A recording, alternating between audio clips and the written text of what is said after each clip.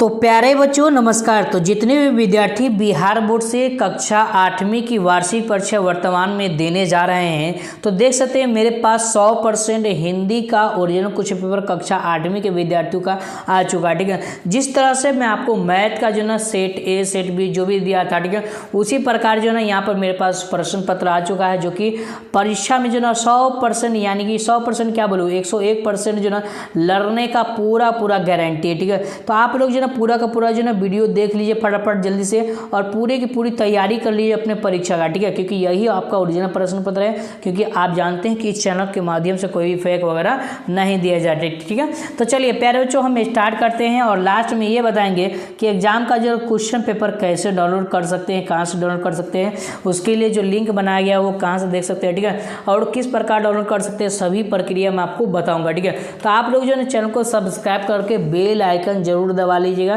ताकि आपके पास छोटा बड़ा नोटिफिकेशन समय के अनुसार मिलता जाए। ठीक है, तो पहले अब देखिए कक्षा 8 लिखा हुआ है और जो है ना विषय हिंदी दिया रहेगा। 2 घंटा का आपको प्यारे बच्चों समय मिलेगा। ठीक है, 2 घंटा का आपको समय मिलेगा और यहाँ पर 50 नंबर का ये एग्जाम लिया जाएगा। ठीक है, तो छात्र अपना यहाँ पर नाम लिखेंगे, यहाँ पर रोल नंबर लिखेंगे, विद्यालय का नाम लिखेंगे, प्रखंड का यानी ब्लॉक का नाम लिखेंगे और यहाँ पर संकुल का नाम और जिले का नाम। इसमें आपको जो है वीक्षक के हस्ताक्षर होगा। ठीक है, मूल्यांकनकर्ता के हस्ताक्षर होगा। ठीक है, तो जो भी आपका टीचर होगा उसका यहाँ हस्ताक्षर होगा, जो कॉपी चेक करेगा उसका हस्ताक्षर होगा। इसमें आपको प्राप्तांक मिलेगा, मतलब कितना नंबर आप प्राप्त किए हैं। ठीक है, तो इसमें आपको कुछ करने की आवश्यकता नहीं है, ध्यानपूर्वक समझिए। अगर इसमें आप कुछ किए तो आप फेल हो जाएगा, इस बात को याद रखिएगा। ठीक है, तो इसलिए मैं आपको गौर से समझा रहा हूँ, समझिए गौर से। ठीक है, तो गौर से देखिए पहला क्वेश्चन है। देखिए तो क्वेश्चन पहला पढ़ाने से पहले मैं आपको कुछ इंट्रोडक्शन समझा देता हूँ। कहता है कि इसमें टोटल 5 प्रश्न दिया हुआ है और प्रत्येक प्रश्न का उत्तर देना अनिवार्य है। ठीक है, बताया गया। कहता है कि प्रत्येक प्रश्न के सामने उनके लिए निर्धारित अंक एवं निर्देशित अंकित किया गया है। प्रत्येक प्रश्न के ऊपर क्रमवार अधिगम का प्रतिफल कोड भी अंकित किया गया। ठीक है, पहला क्वेश्चन एक कोष्टक में दिए गए विकल्पों में से सही विकल्प चुनकर रिक्त स्थानों को क्या करना है, पूर्ति करना है, भरना है। ठीक है, बट देखिए मैं आपको ओरिजिनल अभी दिखा रहा हूँ, उसके बाद जो ना इसका ब्राइटनेस जो ना अगले पेज में बढ़ाकर दिखाऊंगा ताकि आपको साफ दिखेगा। ठीक है, अगर अभी नहीं दिख रहा है तो पहला पेज देखने के लिए आप क्वालिटी बढ़ा लीजिए, उसके बाद आप जैसे मन का मर्जी वैसे कर सकते हैं। तो डॉट डॉट दिया हुआ कहता है कि रिक्त स्थानों को पूर्ति करना, ये जो ब्रैकेट दिया है ना इसमें से कोई एक वर्ड चुनकर जो है इसको भर देना। ठीक है, सही वर्ड होना चाहिए। तो डॉट डॉट डॉट कविता के कवि अयोध्या सिंह उपाध्याय हरिऔध है, तो बिल्कुल सही बात है, ये करमवीर के है। ठीक है, क्या है, करमवीर के जो लेखक है अयोध्या सिंह उपाध्याय है। ठीक है, चलिए आगे बढ़ते हैं।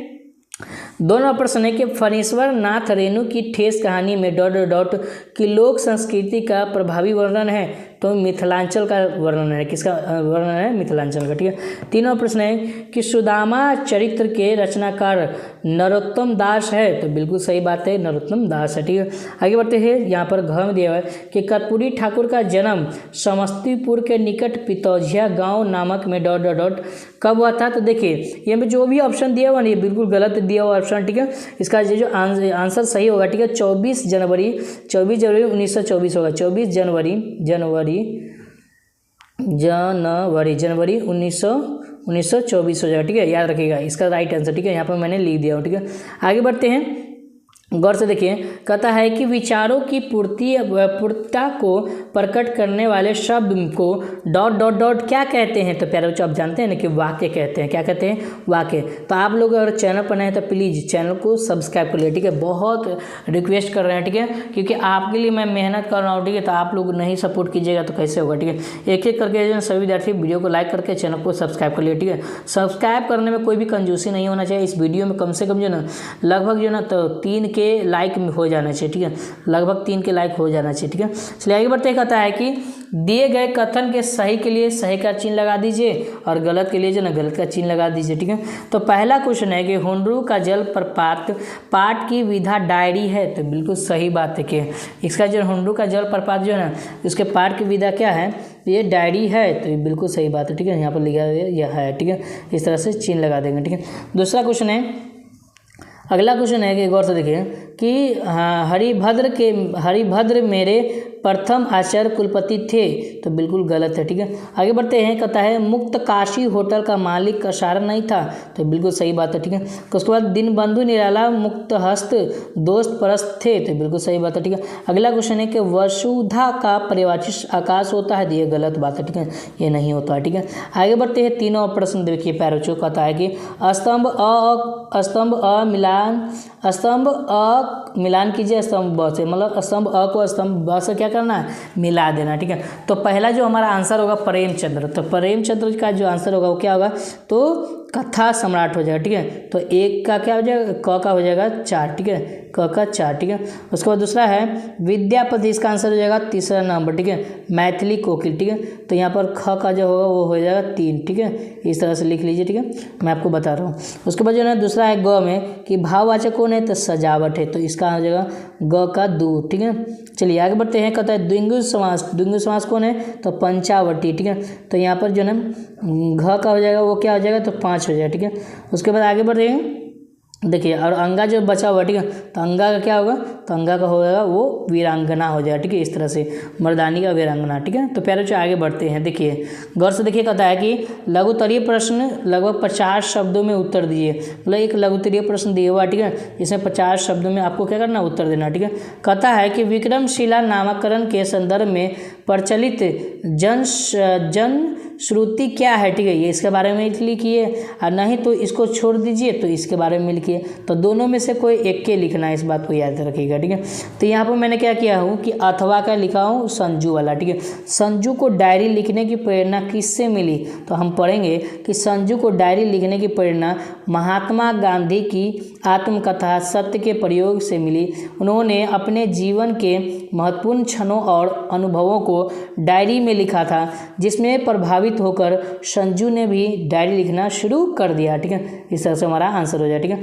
आगे बढ़ते हैं। यहाँ पर देखिए ख में दिया हुआ प्यारे बच्चों कि लक्ष्मीबाई का बचपन किस प्रकार खेल कूदों से बीता। ठीक है, या उसका आंसर लिखिए, नहीं तो इसका अथवा लिखिए कि किन परिस्थितियों में खेमा के पिता ने उसे बेच दिया था। ठीक है, तो ये हमारा लिखेंगे कि खेमा का परिवार बहुत गरीब था, उनके पिता के पास 4 बच्चों के देखभाल और पालन पोषण के लिए पर्याप्त साधन नहीं था, मतलब वगैरह जो है पैसा वगैरह ये सब कुछ नहीं था उसके पास। ठीक है, इसलिए वह मजबूरन होकर, मतलब बिल्कुल जो ना लाचार होकर, मजबूर होकर जो ना उन्होंने क्या कर दिया, अपने सभी बेटों को बेच दिया, और उसमें जो ना खेमा भी शामिल था, खेमों को भी बेच दिया। तो खेमा को कहाँ बेचा था, कसारा के होटल में बेच दिया था। ठीक है, कसारा ने उसे खरीद लिया था। ठीक है, याद रखिएगा। आगे बढ़ते हैं।